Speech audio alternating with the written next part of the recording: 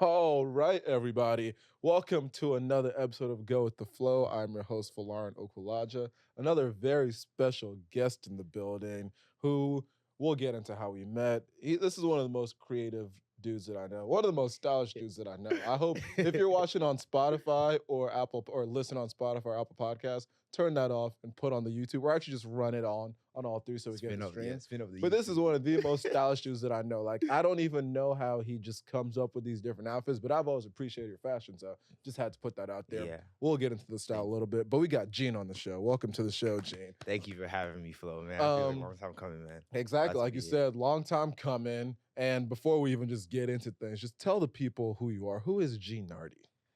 Gene Nartey is a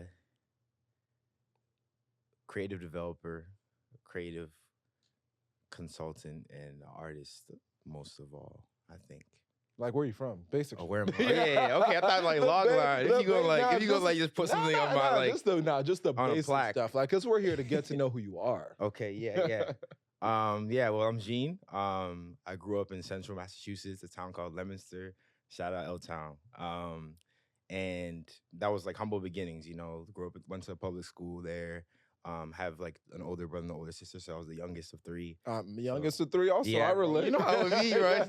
It's nice. So got to learn a lot of lessons without having to experience them, being the youngest. Like your brother would be like, all right, just avoid this, or your sister would be like, actually don't do that. Like try to go this way. So like I think through kind of learning through my siblings, through my parents, did well in school, ended up studying at Harvard, and that's kind of where I discovered like what I was interested in. I feel like in high school, you kind of just get the marks. And then when you get to college, you're like, all right, like, what does it actually want to do with, like, my life and my career? And had no idea. Had no idea.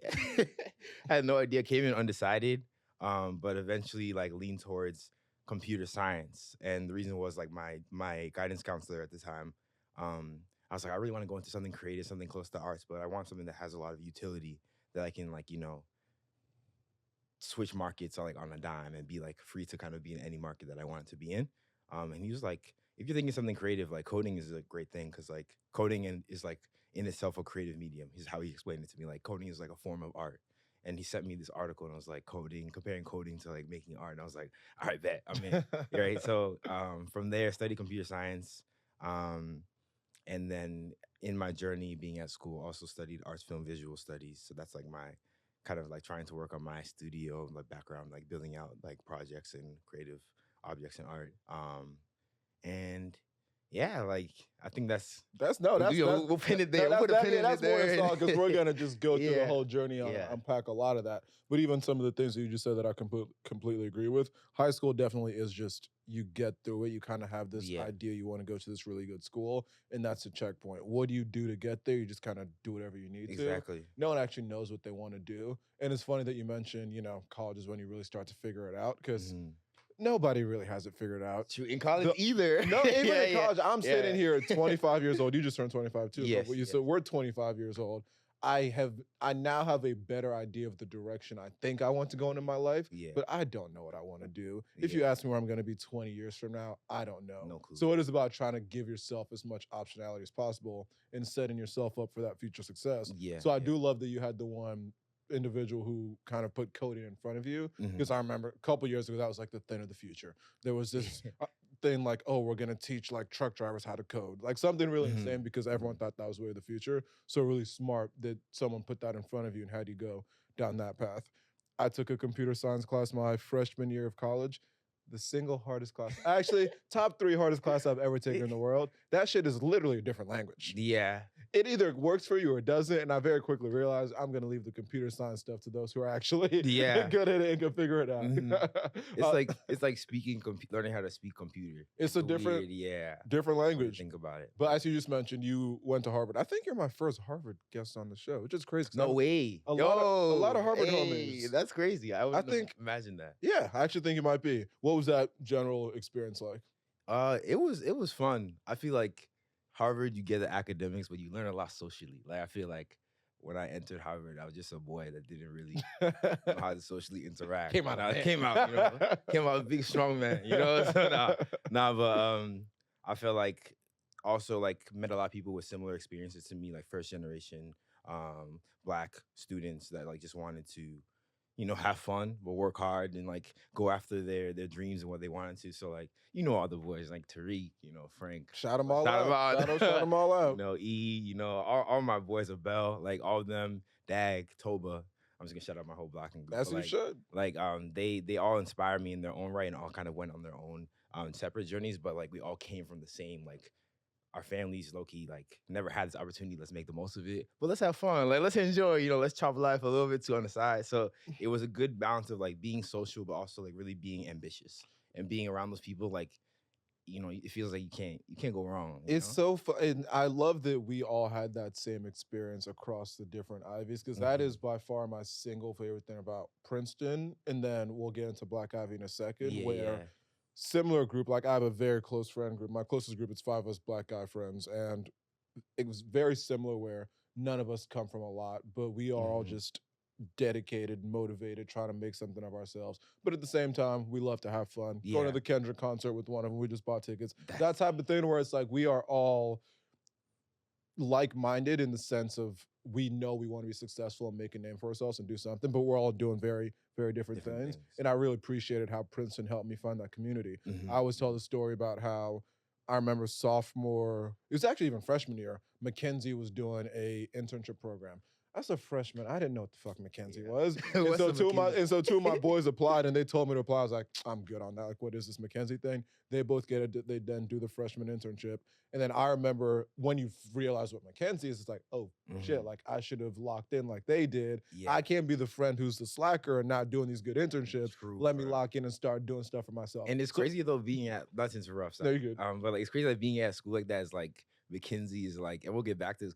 Mackenzie's like the bar. Like that's like the entry level. Like Facebook or Google is like that's like the natural progression. It's Morgan Stanley, it's Goldman Sachs, it's all these different places where the bar gets that super high. So I love that you guys had that same experience. And then even going to how we met, which was the Black Ivy trip, which tell the people what that was. Oh, the Black Ivy trip, if you don't know, it's run by Dom and Addis, 2 of our good friends. And I remember like it was summer 2021.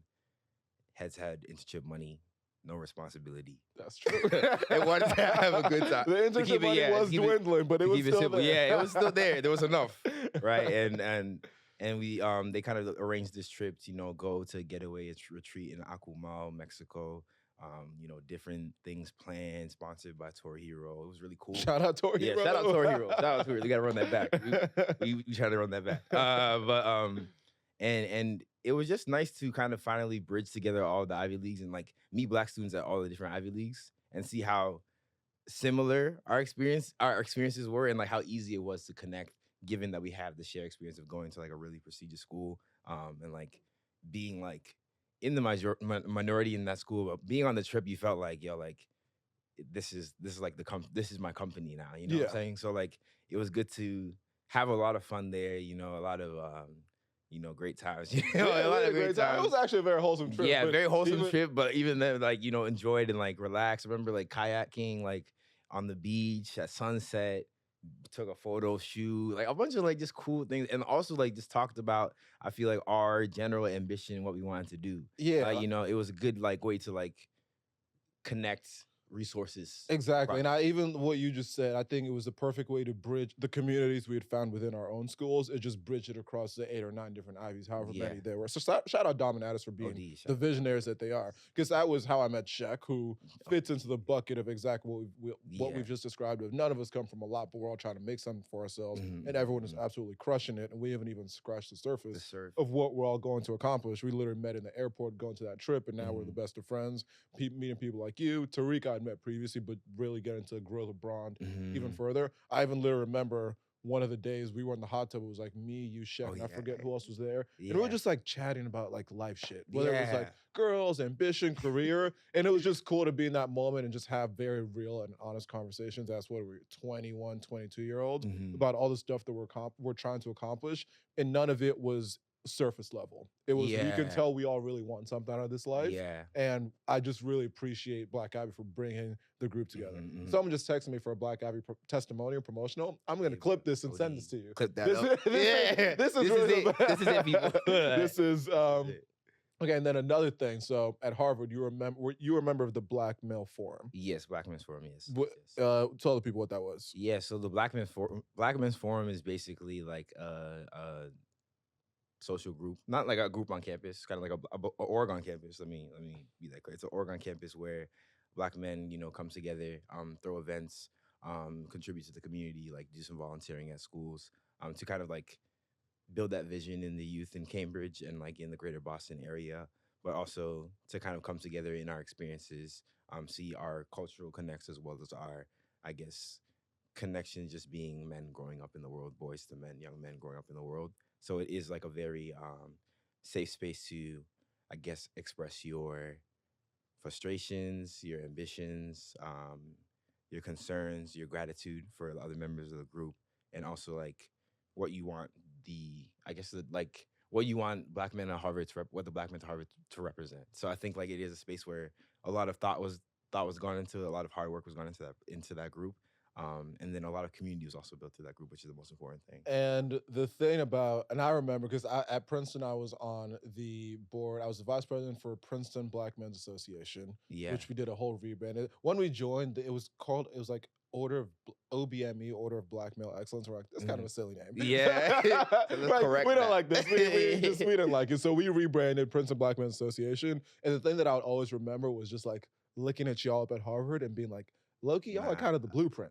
You guys had something figured out where like you guys, I don't know what it was called, but you would give recognition to like people who are influential in the culture. I think like Yeah. Smino got some award this year. Yes, Like you would do things like that. And I remember we'll literally be sitting in our board meetings on y'all's Instagram, like, how are they getting these people? Yeah. Like, how are they pulling all these things? We're trying to recreate the exact same thing here. And this goes back to a point that I made a couple episodes ago where, and people, it's funny how I put a clip on TikTok that people found, I guess, controversial because I said Spelman and Princeton need to work on their PR, which I completely stand by. Because this is a perfect example of where Harvard, your brand is stamped.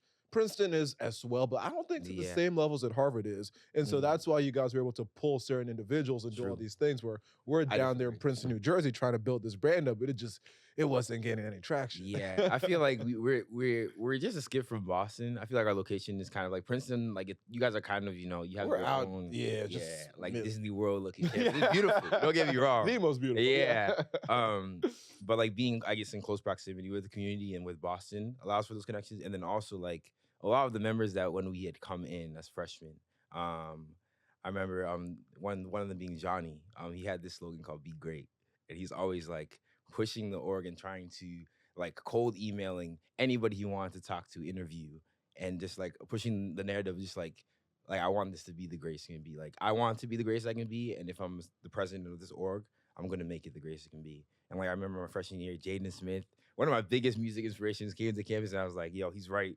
Like like got to see so many people that like are creative, but also ambitious. That also Black men come and just like communicate. Like Travis Scott came, and bro, I was sitting in the funny as hell. I was sitting in the back, right, in like the science center lecture hall, and Travis Scott's wearing these earrings. I've never seen like no earrings bling. Like I was like, it was blinding me from the back row. I was like, yo, this dude's different. Like, but just seeing like all these like smart in their own right. Like not like they didn't go to Harvard, but like they're in the room. Like I'm like, okay, there's like also like other ways to get in the room. Yeah. So that is definitely something that we admired about what you guys are building up there. And I hope to this day we're still trying to replicate and build, because that kind of is the standard across the Ivy. When it comes to like Black Men's Group, the BMF, you guys have built something that's very, very cool. Yeah. And so ideally one day Princetonians can of course also bring people. Y'all when we both make it, they'll bring me back to campus. Yeah. Yeah. But you have to be a pod on campus, like, Hey, I mean, I have some goals just in my life, and one of them is the Richardson Auditorium is our main hall where whenever there's a big speaker on campus, they come and they do like a fireside chatter interview there. Like Hassan Minhaj was there, Jon Stewart was there. They were just whatever big names come, that's where they get interviewed. And I have my own little random goals that I've written down. But I'm like, one day it will be Folarin Okulaja being interviewed by some current student when I've accomplished whatever I've accomplished and just being in that moment. So I like to manifest, put things out there in the world. So that'll happen one day. I'm sure. So you go to Harvard, you intern twice at Meta, doing 2 different summers, correct? Was it Meta, YouTube? Twice or thrice. I think it was thrice. Was it 3 times? I thought Yeah, it was. I looked at your LinkedIn. Your LinkedIn might say twice. It was. You correct me. I So don't know. I think my It's your freshman, life. Okay. after my freshman summer, I entered there. My sophomore summer, I entered there. My junior 3. Yeah. Oh, it's 3 summers at Meta. I went straight Damn. through, straight through path of least resistance. Yeah, damn. You know, Okay. And so fast forward. So keep in mind, as a college student, the goal is to, your junior summer, get a return offer. So your entire senior year, you don't have to worry about jobs. Yeah. And you could just have the most fun possible. So you've interned at Meta 3 summers in a row. You leave with a return offer. Sweet. You think things are looking all good. And then what happens? Tell the people. Yeah, so I leave with the return offer. And so like I worked at Meta. I had a great experience in Meta. Like shout out Meta for like shout out Meta. You know, my freshman year when I was there, I remember it was like huge Disney World campus, all the food you can eat, open access to the gym. I nearly did not get the return offer my freshman year because I was just going around. I was like going around trying different foods, going to the gym. Like I was just enjoying it. It's like, oh wait, hold up, I got locked in.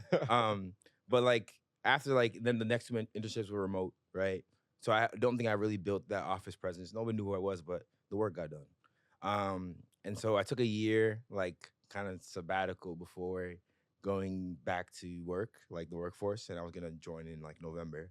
I remember moving to New York from home. I was like, all right. I traveled. I had gone to Ghana. I had gone to Europe. I was like, all right, man. Now I'm ready to like, like come to New York, and like start to plant my foot here. Oh, you're going to be based out of the New York office? Yes. Okay. Yeah. So I moved to New York actually, and they put me in like some like that like temporary housing thing. I was like, all right, this is sweet. And I'm there, and I go to my apartment tour. I found a nice apartment in Brooklyn. I'm like, oh, sweet, so sweet. And I was about to sign the lease, but I was like kind of hesitant at the time. It's like I hadn't started work yet. I think it was like gonna be like my first, second day. I was like, you know what? Let me just like chill. Let's wait. I don't have to sign it right away. There's no rush.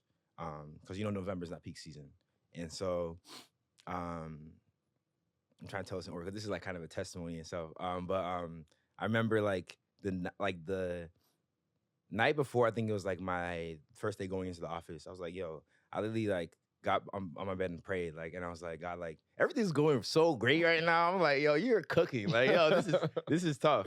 But I was like, if like things like I feel like something weird. I feel like things are going like too good, and like if this is not the route that you want me to go, just disrupt stuff. I said, amen. I disrupt stuff. I went to bed. That's like the last thing I said. Went to bed. Woke up the next day. And like I'm away into the office. First day going to the office. I'm teed. I'm so hyped. Got the best fit on. I'm like trying to impress everybody.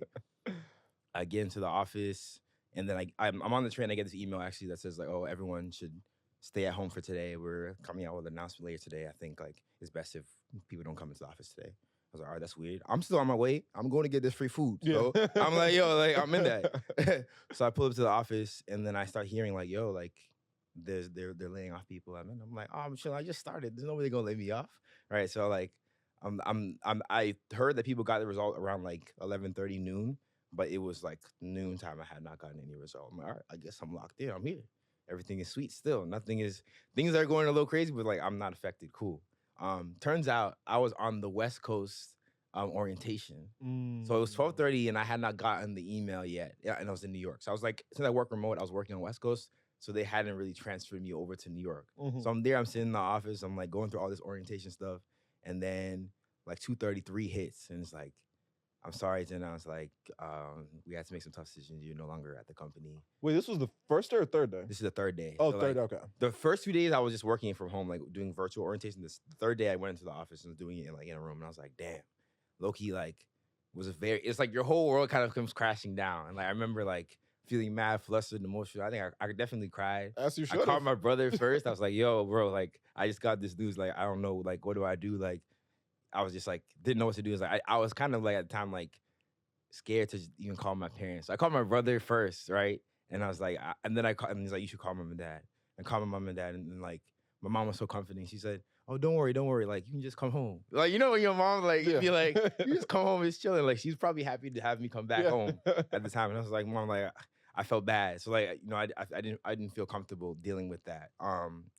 This is also during the time we're doing our first, like, me, Shek, and Tariq, and Frank, we're doing like our first MVO. So that planning is going on. So like I drop work at this time. I go to the mini kitchen. raid the mini kitchen, take all the snacks. This is the last time I'm here. You're like, I'm Take leaving all- something. Yeah, I'm leaving here with something. Yeah, I said I'm leaving here with something, right? And I head home and I kind of just bury myself into like the party and like doing all the publishing and doing all the creative work because that's the only thing that I had on my plate at the time, and I was just trying to find some sense Take of your mind purpose. off of it. Yeah, take my mind off of it. That went well and stuff. Then after I didn't sign the lease because like okay, I was like Loki dodged the bullet because I would not have anyone to pay. That would have not have been Right. good. Yeah. Moved back home and like it was probably one of the darkest winters of my life. But like in the darkness, that's like where like really I feel like built my confidence and faith in who I am right now, but my faith in God a lot more because it was just me, my family, and like God. Everyone had kind of started their career path already, and it seemed kind of selfish to be like, "Yo, bro, I'm kind of going through a hard time right now." When people are like just now locking into the career, I'm like, I have to just kind of figure this out on my own and understand that people are going and things happen for a reason. Yeah, that is still insane. Every time I think about that, Yeah. your story, I'm like, that is insane. And the layers of what you just spoke about, Yeah. where first of all, the fact that you spent 3 summers at this company, you Yeah. come back full time, and 3 days in, because keep in mind, like I'm trying to put myself in your shoes. Like if that was to happen to me, I would definitely cry. I would definitely be Yeah. scared to tell people. I would be ashamed and embarrassed. Like, is it something that I did 3 days in? Although Yeah. realistically, I don't think you could have fucked up that badly in 3 days. So I'm sure Yeah. it wasn't you. It was definitely a broader thing. But just that simple fact of you are so ready to start this new life. Point of graduation, you're in New York City. It's like, okay, this is where my journey begins. And 3 days in, It's like, rug pulled out from under your feet. Yeah. I still like I don't even know how I would Yeah. react. And just again, being laid off seems terrifying. Thankfully, I'm 3 years into my career. OD. Haven't been laid off. Ideally, I'd never get laid off, but that's even something that I think about all the time. Where Yeah. what do you do when that happens? And obviously, you see that people end up okay, but in that moment, there is no playbook for 3 days in or 2 years in or 1 year in. I just It's got true, to and let go. that's the beauty of it. What Like do I do now? there's no playbook, and like it took me so long to realize this. Like I wouldn't have written the story any other way. Like you know what I'm saying. But like when I got laid off and I went back home, there was no semblance of like responsibility or loyalty to any company, right? There was no semblance of like maybe there was a little bit of urgency, like, oh, I need to get a job, whatever. But low-key, my parents' home was chilling. Which My is a mom's blessing, love was yeah. still, my Yeah. mom's love for food was still hitting the Yeah. same way. So I was like, you know what, maybe I should stay up for a little bit. It was dark, and I definitely like kind of lost, like, I feel like you kind of go through a little bit of identity crisis when you're like, oh, this is what I thought I was gonna do, right? But in that, I found a new identity, right? So I'm back home, and my dad, I remember he tells me, like, he was like telling me, like, when I was back home, and he knew I was down. He's like, I will never forget it. He said, like, he's like, son, you can do anything you put your mind to. Just know that. And that's what he told me. And I heard it, and I just needed to hear something like that. So I heard that from my dad, and then my dad would like go into the archives and get like old artwork and old drawings I did when I was 5 years old and be like, yo, look, this is something that you did when you're 5. And it's like different things different memories of my childhood are coming up. And I'm finding my younger self again in a position where now I'm like 3 at the time. And I'm like, okay. And I thought I knew what I was gonna do, but now I'm reminding of all the passions and dreams and goals of my youth. And I'm able to kind of, I have the power now to act on those things. I have the knowledge able to act on those things. And so being at home and being surrounded by family and like reminded of all the things that you're interested in, like all them old childhood pictures, all those moments in your bedroom when you created something and you like didn't want to share, those moments when your brother brought home some artwork and you're super inspired by him, so you started drawing to impress your brother. All these things are coming back to me, like in real time as I'm an older adult, and then I'm finding a new identity in the midst of losing this new identity. So it's like I almost had to like get laid off in order to find that. Yeah, which know? again is amazing that your parents were there for you in that meaningful way. That is Right. Shout out, mama. Mama. Shout out Charles and Comfort. Yo, Shout out all shout out the parents who parents. Yo. looking out for the kids. Yo. Because even Real. one of the, and we're going to talk about how everything just described led to you eventually then even going into music and now putting out music, or I don't know if it's out yet, but it's almost out. Almost out. I was working on it last night. Love it. Releasing music. But even just one more thing that you mentioned a little bit earlier of that fact of the timing for you being when everyone else is just locking into their careers. And so you, as much as your friends might have wanted to be there for you, they probably weren't able to be there for you in that real capacity. Because I look back on my first 6 months on the job, I was in deep trenches. I was in the trenches. Yeah.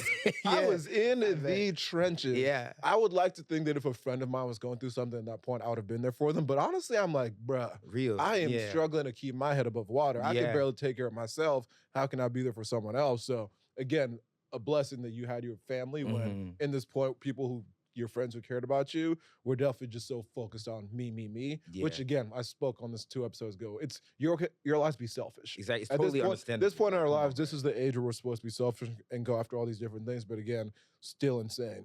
But you've mentioned so your parents were definitely a factor in helping you get through that point. But even right slightly before that, those first couple of days after getting laid off and moving home, how were you able to rationalize it to yourself? What were you doing before maybe your parents gave you those words of encouragement to even just kind of keep yourself going? Yeah, it's so I got laid off and then I made like a little LinkedIn post, whatever, like pretty soon after, if I remember correctly. So opportunities were coming in. So it was still like, all right, now I have to discern and prove myself. I had never, bro, like I had never interviewed in like 3 years because I got the return offers. Yeah. So now I'm like, yo, my brother's like, Resume not even updated. Resume still has high resume school on it. Yeah. old, resume collected dust, right?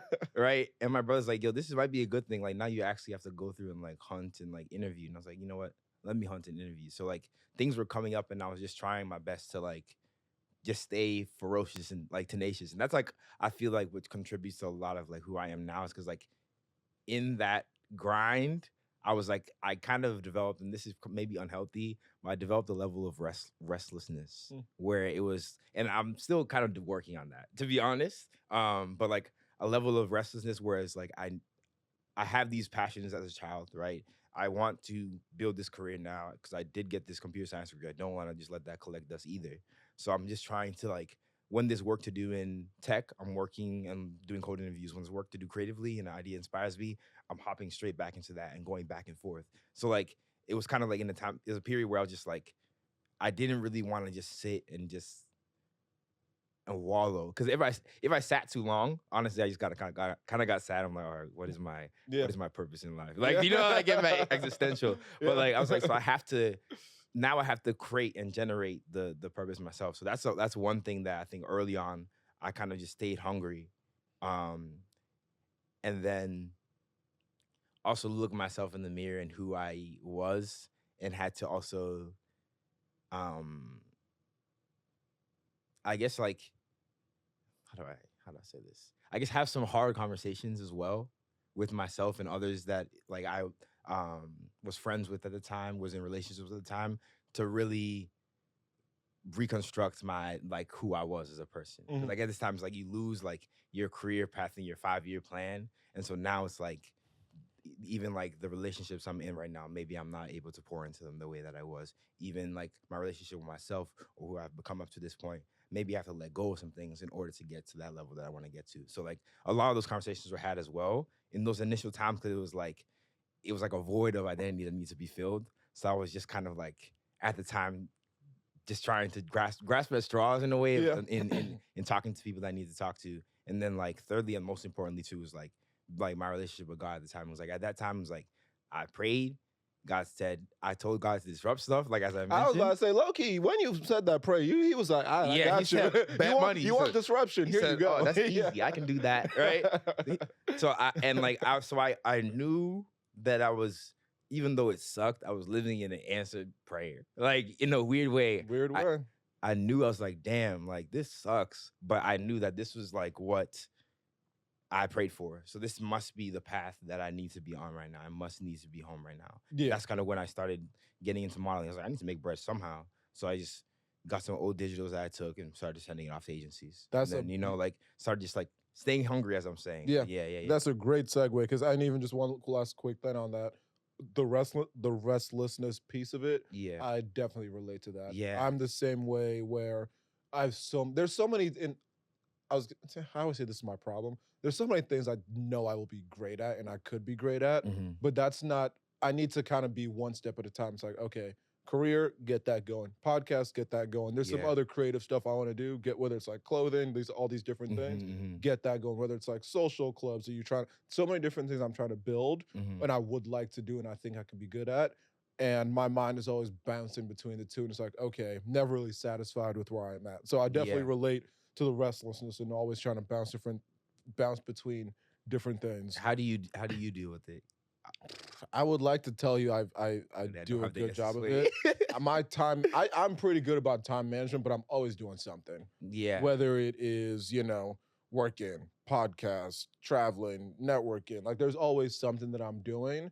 And I always say that balance means something different for everybody. True. So while it might seem like there's a lot on my plate, for me, that's just what my level of baseline functionality is.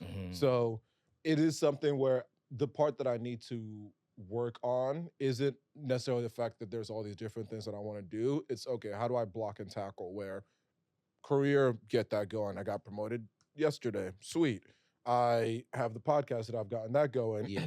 How do I then look at this next project, get that going while also keeping the other things going? So it's not even something that like I need to deal with. It's just about being the most efficient. So I'm actually making progress with everything rather than everything just kind of being at that square one phase. Like yeah. But so you just mentioned one of the things I was going to get into, because now again, like I mentioned, you're a very creative individual. You do a lot of different things between the modeling, the career, the music, just even your Instagram. Some of the posts you'd make, I'm like, how the fuck what is this? What is this little piece of art right here? Yeah. Check out his Instagram. Appreciate Everything he does. Nartey. Yeah. is very creative. Okay, so you're saying the first thing that you went to was the modeling. Was that something that you had dabbled in beforehand, or how did you even find yourself in that? Yeah, I was thinking about modeling like back in college during like COVID.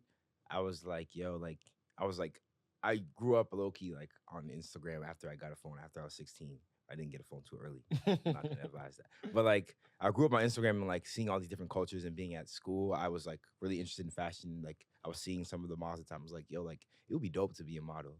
And like it was always in my kind of back of mind, like, okay, if I want to be a model, I should probably eat this way, or I should probably exercise this way. I should like you need to look a certain way. Build discipline, right? So like there was like a part of like COVID where it was like every morning I was trying to do like this ab circuit, trying to get send that shit to me, yeah, because I'm trying to lock in. Because I'm sorry, I'll let you get back to it. But so there's a group of us going to Nigeria. I'm doing Ghana and Nigeria, but there's a group of us going, and so we've been doing 75 hard, and the abs are locking in the way I need. Yeah, I'm gonna send you. I literally.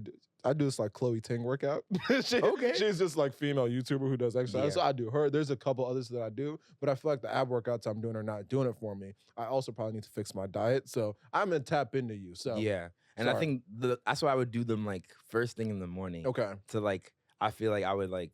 I used to study like fitness and shit like a lot when I was in high school. I got cut from my like JV basketball team, and I was like, all right. Because I was too skinny. I was like, all right, bet. Like, I'm going to figure out this nutrition and fitness thing. Yeah. So that's why I started getting into it. But, like, working out in the morning, I feel like if it's, like, a high-intensity workout, it kind of spikes your metabolism.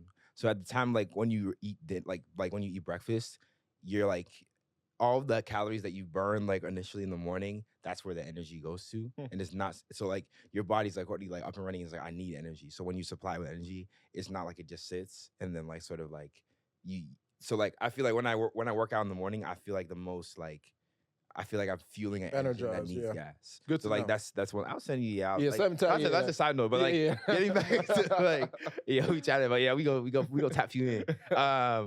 But like that was something that I thought about lots for my sophomore year. So when I like graduated, even like when I graduated and I took that year sabbatical, I was submitting to agencies. Shout out Milton, one of my friends. He was also Harvard student turned model. This is something that he had on Twitter. It was like #Harvard student turned model. And it was my freshman year when I was seeing that. And like I was like, yo, this would also be dope. Like he also kind of planted to see that idea in my head, like, yo, Harvard student can also model, right? Yeah. So he sent me like a list, like an Excel sheet of a bunch of agencies, and I was just applying to a bunch of them.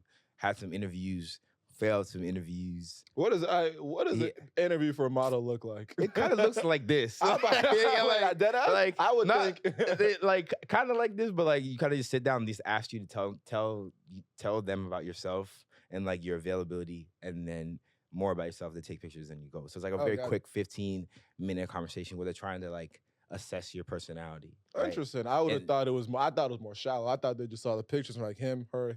Yeah. That's how it starts. Okay. So that's how you submit your pictures. Oh, and so then, like some don't even get past exactly. It. Okay, fair. And then if it's like, okay, this person like also there's a personality kind of match, right? And so I failed a bunch of interviews. My first interview, like I forgot the agent's name. And that's like a big no. Don't forget the agent's name. That's like interviewing for a company. So yeah, I came through and like I didn't know who was gonna interview me. It's like after then I kind of knew it was cooked. I did my best. But like that's kind of how I got my foot in the door with modeling. Where I started, like, ended up getting opportunity at Maggie Agency in Boston, and that's where it was like March, like February, March. I was tired of interviewing and getting rejected in interviews, so I applied, and they said, "Yo, we would love to see you." And I was like, "Bet." My mom and my dad were in Ghana, so I had the car, but it was like middle of the winter. There was like literally a blizzard the same day, and they're like, "We can we interview you today?" And my driveway is like 6 inches of snow, and I'm like, "Yes, I'll be there." I literally shoveled 2 pathways for the For the tires, tires? backed out, drove through the blizzard into Boston where it was kind of just raining. Did the interview. I was like, by any means, I was so hungry at the Where time. there's a will, there's a way. Yeah. I love that. That's where I got my first opportunity. Shout out Maggie, and then from there, started to build my career. Like the kind of like naturally. I think I had taken a lot of photos with my friends in college. Shout out Dume B. I'm shouting out somebody. As you should. But, Shout like, everybody out. I always say I love shouting people out. Give them a shout Yeah, out. shout out And then about, send them like, the episode so they listen. Of course. Everyone that like, would just take pictures of me when I asked, like shout out Menno. Just super helpful in like giving me like the confidence behind the camera, even though I feel like sometimes my identity, my personality doesn't necessarily match. But I feel like when I get behind the camera, I can turn on that personality. And that's kind of what allowed I think modeling career early on to accelerate how it did. That's dope. That story even of, again, there's so many points where you could just make excuses. They call you saying they want to interview today. You could have said, nah, there's a blizzard. Can we do tomorrow? Can we do it on Zoom? I didn't know if I would get the chance again. Exactly. Like you got it. Everything. Life know. is such a combination of like luck, timing, will. You can't take it for granted. You could have said, let's do it tomorrow, and they never hit you back up. So when you get those opportunities, you just need to go for knock them down. And now you're at the point where you've modeled for some pretty big brands. Tell what was the coolest? What was the first opportunity you got where it was like, oh, damn, this is kind of cool. Like I'm a model for this big time brand. I think it was Reebok. And it was like a back to school campaign. That shit was fire. Like, I'm gonna find the pictures and make a clip and post it. That shit was fire. Bruh, it was so fun. Cause it was like you just like it kind of was what I was living at home to at the time.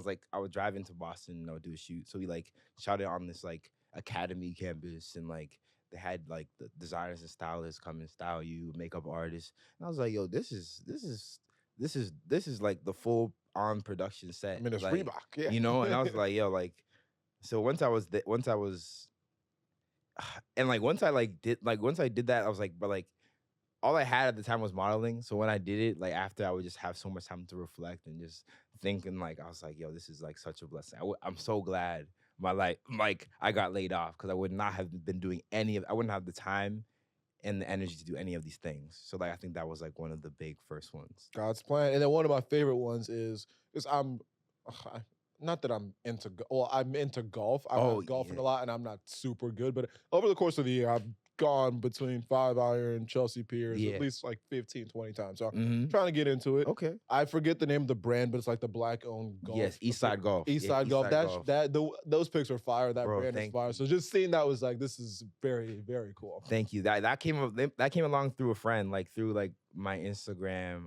One of my friends, Sam, reached out. He was doing like a shoot in New York, and I was like, usually when opportunities come up, like I'm saying, I'm like, since I still haven't lost that restlessness, I'm like, if I can make time, I'm just gonna do it. Yeah. So we did the shoot. He's like, yo, I need somebody for this brand. I didn't even know what Eastside Golf was before, but to be honest, like when I met the team and like was at the golf course, like it was like the Liberty City golf course in New York. Okay. I was like, yo, this is dope too. Like so many random like side quests. And this is the time, like when I was doing that, this is the time where now like I'm at my full-time job. So like trying to juggle both. Balance it all. You don't see this and I get in trouble. No, but like trying to juggle both and like trying to juggle both has been really cool as well. And I think, it's been. And then another part of your creative identity is your sense of style and fashion. Yeah. Where does that even come from? This is a fly guy right here. This joint, shout out Ray Jaita. This is actually a suit that, a two-piece that he let me pull. He's one of the designers that I got to walk for Fashion Week this past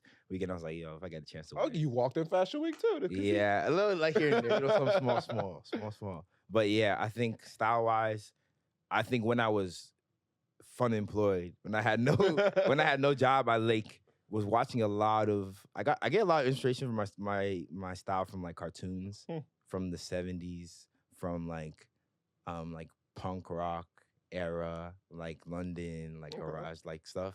But during like when I was unemployed, a lot of it was cartoons. Watching a lot of like Adventure Times, watching Steven's Universe. Bro, I was like a grown ass kid in the crib, and like I was like, yo, these characters wear the same exact outfit every single day, and it hits, it works. Yeah. So I was like, yo, like I'm gonna just start dressing. What is my general go to outfit? That's kind of where I started, like developing fashion senses. Like if I could wear the same thing every day, what would I wear?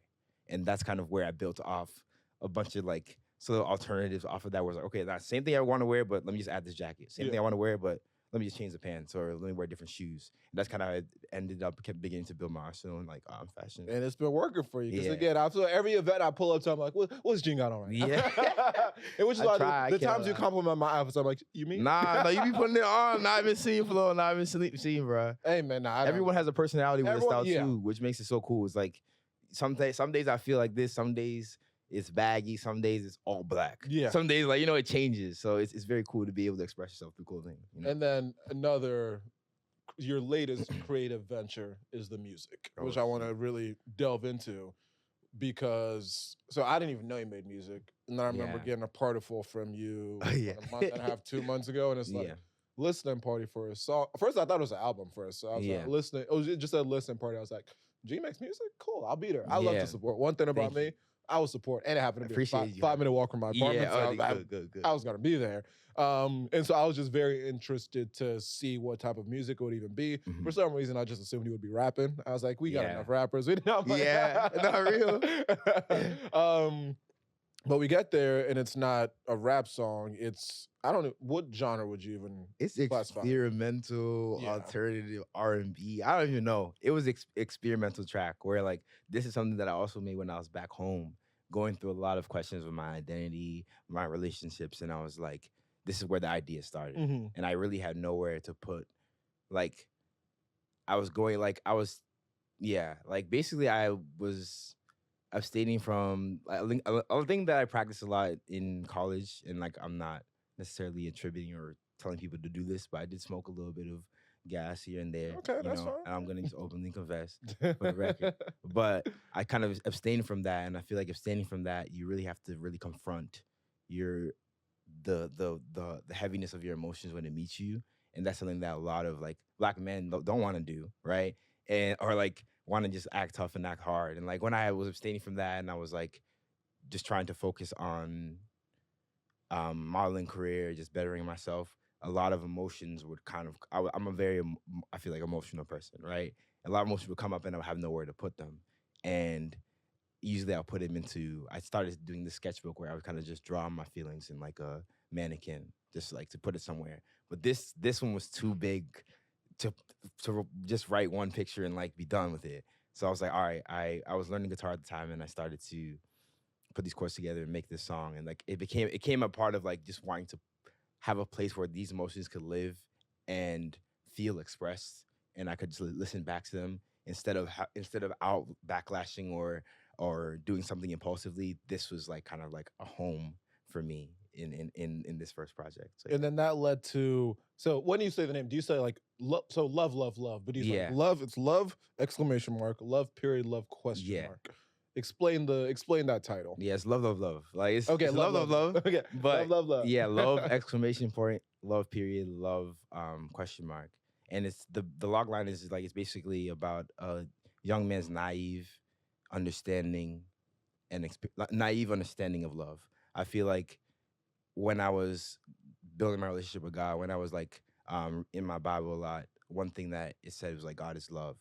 And it's like, okay, if I feel like I understand love, then I feel like I understand God. I feel like I understand, like, and God is too vast to even understand that. So I feel like looking and reflecting on past relationships, situationships, like, you know, the dynamic of being, you know, being black a young, man, being a young handsome black man, being handsome black man, you know. we Like I was like, yo, like I was very naive and very childish, and I still have these feelings where that younger person, like I'm saying, I'm being at home, comes up. So these younger versions of myself are coming up and they're lashing out, and I need to give them a voice and give them the space and be like, all right, let me like comfort you, let me like comfort your and validate your experience. So in love, exclamation point, going back is kind of like that naive like infatuation phase where you meet someone, you're like, oh, I'm in love with this. I'm in love with this girl. Like this is like the girl of my dreams, and like you really like sometimes put this person on a pedestal because they're so beautiful, and like that was a naive experience of love that I feel like I went through. So like trying to capture that in love exclamation point, love period, was a level of complacency where you have love and you take it for granted. That can be in relationships, that can be in a familiar relationship, that could be in friendships. And like, love is expressed so many different ways, but sometimes we don't, like it's right in front of us, we don't see it and accept it because it's always been there. Like your mom's love has always been there. So sometimes maybe you'll lash out at your mom or do something, but you don't realize that she loves you so much. Like, why would you do something like that? So like that general naiveness of complacency with love is love period.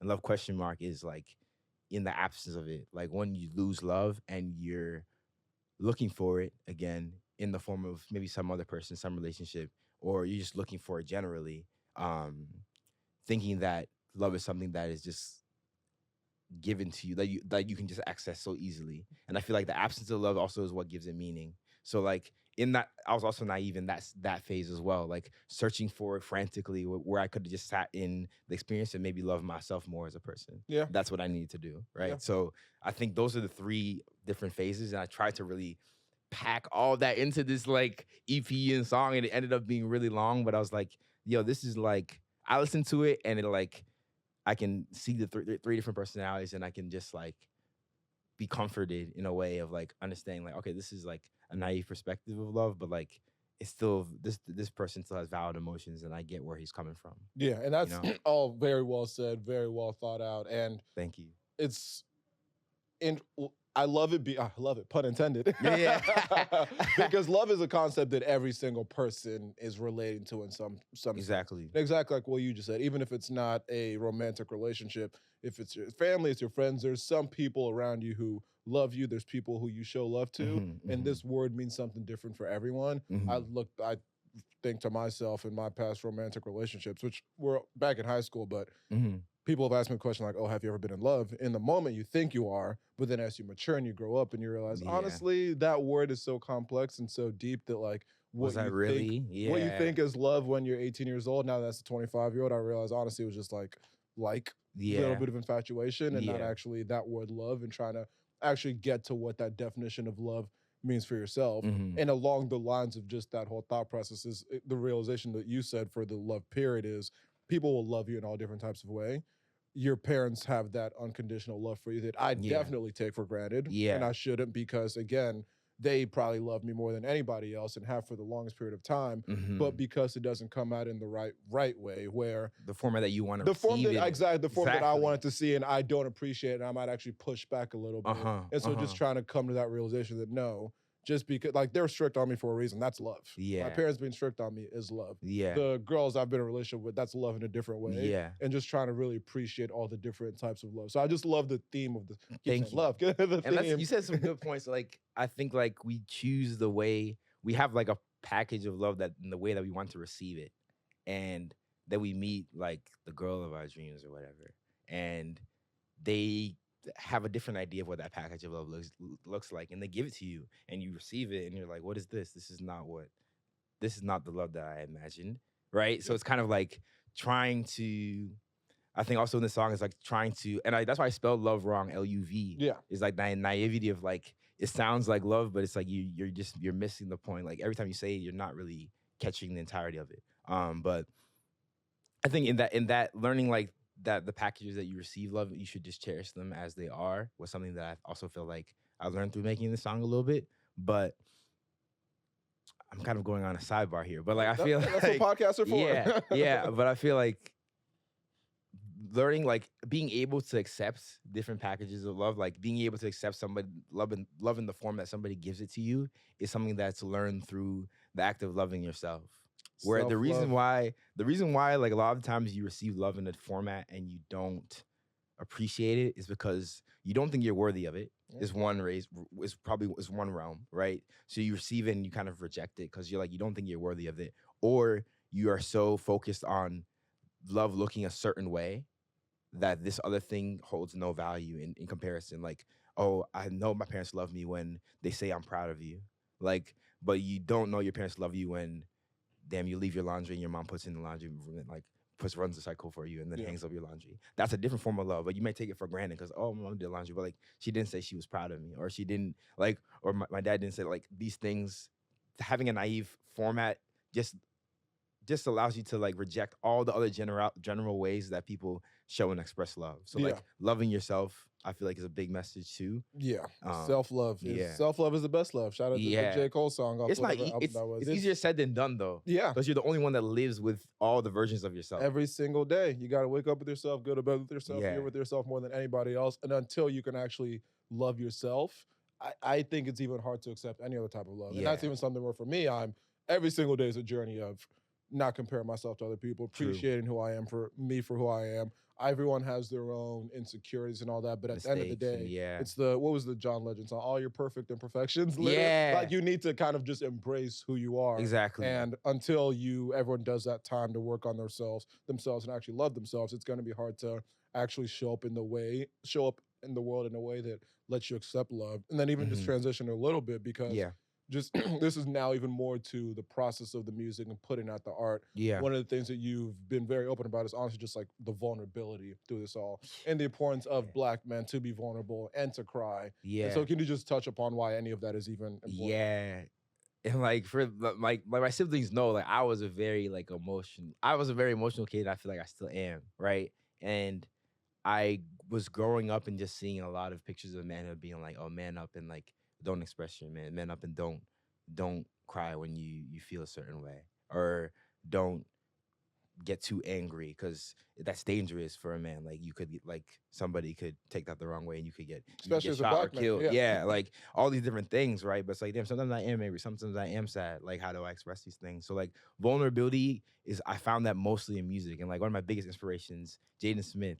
I remember this video first time I watched in 90, and he's like on the hills in like Calabasas, and like he's just crying like on camera. And I'm like, bro, like this is so like at first when I saw like this is like first time I saw it when I was young, I was like, this is weird. When I revisited it back in college, I was like, yo, this is like probably the strongest thing that this young man can do is show their vulnerability to make it acceptable for that person that is scared to. Yeah, and as a kid, you thought it was weird because that's what you're accustomed to being told. Exactly. Like, that's a man crying is weird. So Yeah. why would you even do that? Exactly. Why would you show any type of emotion? And vulnerability too, like is like this, like it's the strongest. I think that's the strongest a man can be. The strongest state a man can be is in a state of vulnerability because it's a choice, right? It's a very specific choice, but it's opening yourself up to a lot of different experiences, right? But it's also allowing for like the undoing and unraveling of a lot of like, I guess like the psychological, emotional trauma that you went through as a kid just by being vulnerable and being who you are. Yeah. I feel like it's a very like liberating feeling that encourages everyone else in their own lane, going through their own situation to like express and be just as vulnerable. You know? Yeah, and that's one thing that I definitely struggle with because it's definitely a lot of learned behavior about the way to be a man. And you have to be tough, you can't cry, do all these things. And so I'm definitely someone who's not very expressive about my emotions to people outwardly. And then even with myself, honestly, I feel like I don't do a great job of being honest about the way I'm feeling about these things and letting myself feel my feels and kind of get through it in that way, which is probably the healthy way to do things. But even when I tell you, seeing people like you who are so open and vulnerable and you've kind of become attuned with yourself in this way, it is inspiring and it shows that like this is a good thing. Yeah. You're clearly, I look like you're in a healthy place. Well, we all have the things we're working through. But we all have the stuff that we're working through, but you've definitely done a lot of work on yourself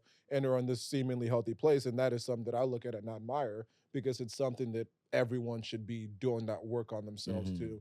Whatever the catalyst is, it's, oh, you got laid off, whatever. Ideally, you don't even need that strong of a catalyst to just do that work on yourself and be open about being vulnerable and accepting different definitions of what masculinity is. And so until people like you are able to kind of just show that, no, it's okay as a Black man to cry, be vulnerable, put out this type of art, represent yourself in this way, people need to see that and they realize that it's okay. So shout out to you for doing you, being vulnerable, doing what you do. Yeah. And I guess just quickly reflect on the listening party. How did you, now that we're a month and a half out? Bro, so surreal. And like one more point I want to touch on, just get back, is the experience of like my favorite word, like lines from that song is like lose love if I numb it. And you lose the depth of your emotion the immediate, like as soon as you try to suppress it, right? So like a big thing for me is like even like when you're confronted with like being vulnerable or like trying to silence that, you're losing a piece of your emotion by choosing not to be vulnerable. But yeah, sliding back to the initial question, I do think the listening party, I didn't expect it to go. I didn't expect the room to be filled like that. Come I had on, very man. low You got people who care expectations. about you. Yeah, I had very low. I'm not low expectations in terms of turnout. I was like, this is something that I care about a lot, and I can't necessarily expect everyone to care about it the same way I do. I have to kind of just humble myself in a way and kind of go into the room and just see what happens. And like, man, it was something that I poured. I've been working on this song for like over a year because I was like, if I want to drop music, I want it to be the best format it could be, like where it's like comparable with the people that I compare myself to, or like people that I admire, in a better way to say it. Um, and going to a listening party with like the posters and handing out posters and seeing everyone just open to listening to the playlist that I created, like that was just the songs that I listened to in my headphones in my own privacy, like just the intimacy of that space created to share my music, but also share it in the way that I would hope it would be received was a very special moment for me. It felt like it was probably like my favorite day of the year, Love to that. be honest, of the year. And Yeah. again, as someone who was in the room, I'm someone who, one, I just love supporting people. I love people pushing creative boundaries and doing things out of the box and kind of putting themselves out there. And so Mhm. just being there to support you and see you do that, it was definitely a very cool thing. Thank you. Whatever music you do, I'm supporting. We'll Thank be there. So appreciated that. Okay, so with that, we will now fast forward to music identity segment. So I have my guests come with 5 songs that describe who they are as a person, leave it open for interpretation, say the song, say the reason. Okay, let me pull up the list and I made it longer than it should, but I'll make some last minute. Yeah, you got 5.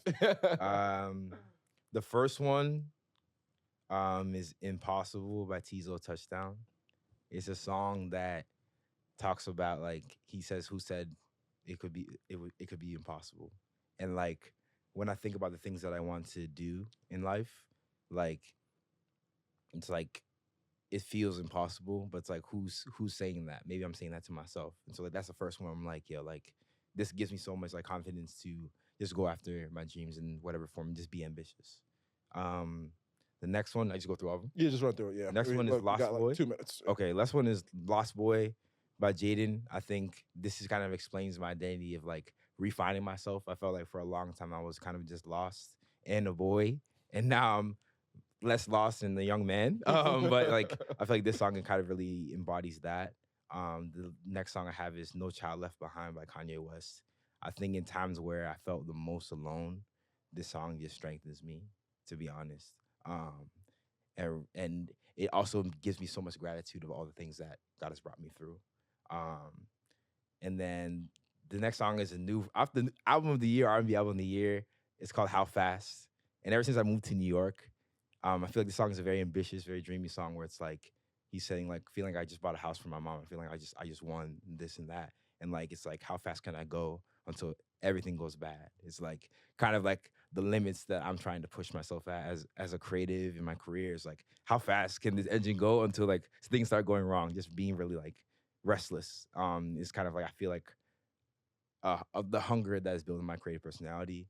And then the last one I'm gonna put is We Major by Kanye West, Nas, and Really Doe. This song like is kind of a manifestation of like when we all make it. Like now we major. Now we actually here. Inshallah, So it'll like happen. Yep. so this song is kind of like a nod to the future of like we're well on our way. We've done some things that are huge and like crazy, but We just getting still, started. there's still levels. Yeah, we just Yeah. need to start, and now the sky's the limit. You know. Yeah. So, Hey man, this as great of an episode as I thought it would be, long in the making, and I think that Yes. people are gonna listen and love this one.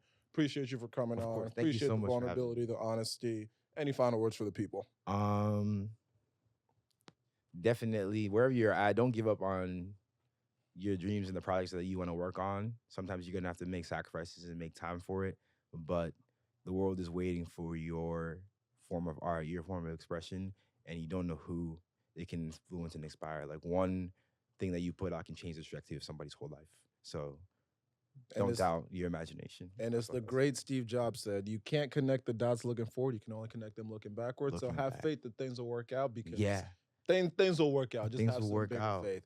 Hey, I Gene, wouldn't. appreciate you for coming on. Thank you for having This me, has my been boy. another episode of Go With The Flow. Go with the flow. That's fire.